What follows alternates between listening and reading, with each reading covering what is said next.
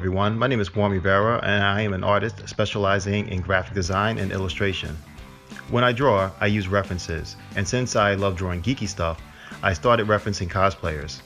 This worked for me because I could draw a fantastic character from sci-fi or fantasy while also drawing a real person, getting real-life proportioning and sense of anatomy. The more I started to view cosplayers, the more I started to realize how truly talented they are, and built an even greater appreciation for them. After meeting a few at local cons and even through online conversations, I found myself wanting to know more about them, but noticed that there wasn't a lot of information available.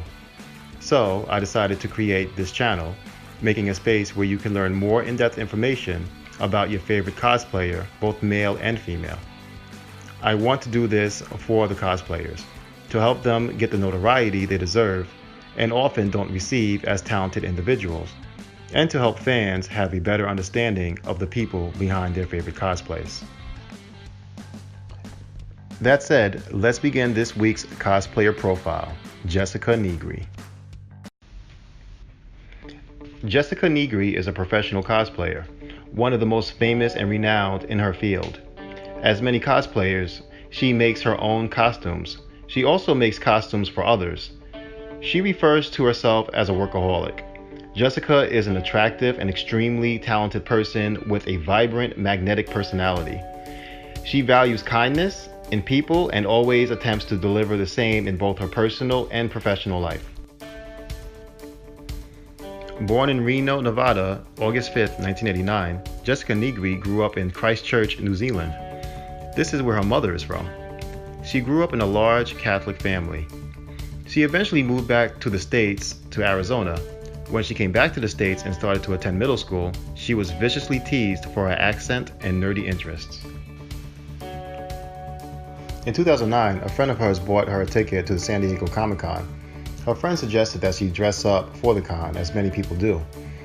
She decided to dress up as a sexy Pikachu, thinking it would be a funny take on the character. Jessica, not familiar with the world of cosplay at the time, was surprised at the reception of her costume, as photos of her wearing it went viral online. This catapulted her to stardom. She was surprised that something related to what used to get her teased in school could bring so much positive attention. She started to realize that this may be something she'll want to do full time. From here, she would cosplay as the character Anya from Gears of War 3 for Microsoft and GameStop during a midnight launch for the game in 2011. She then entered and won the Search for Juliet Starling contest in 2012, held by Warner Brothers, to become a spokesmodel for the game Lollipop Chainsaw. Afterwards, she was picked up to be the spokesmodel for Ubisoft to promote Assassin's Creed Black Flag, and then by Grasshopper Manufacturer to promote the game Killer is Dead. During this time, she was exposed to the world of touring cons. Jessica Nigri cites one of the major reasons for her success was the support she received early on, from her mother teaching her how to sew, to her father exposing her to geek culture at an early age through gaming and movies such as Lord of the Rings. Her earliest memories are of playing the tabletop version of Dungeons & Dragons with her father. Support from friends, fellow cosplayers, and employers played a big factor in her continued success and in building her confidence early on. When starting off, Jessica would receive a lot of negative comments both online and in person from other cosplayers. This would bother her at first, similar to the teasing she received in junior high school. She said she built a wall to the comments and then rose above them.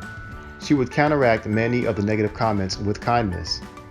When someone would make a negative comment to her, she would walk up to that person and genuinely tell them how nice their costume was.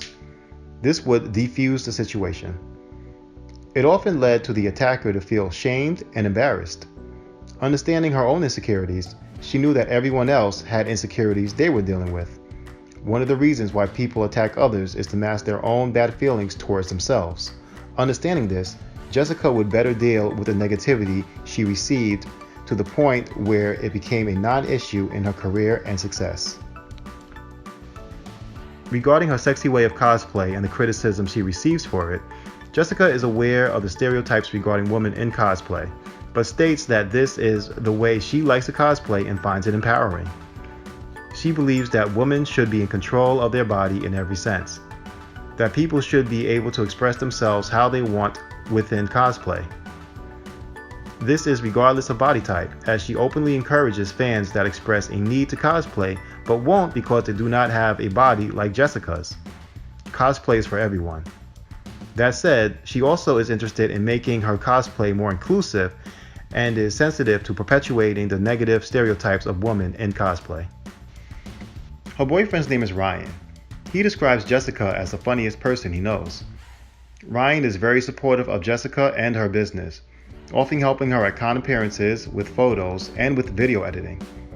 Once Jessica is done with cosplay, she plans on returning to school and following a career in advertising and marketing.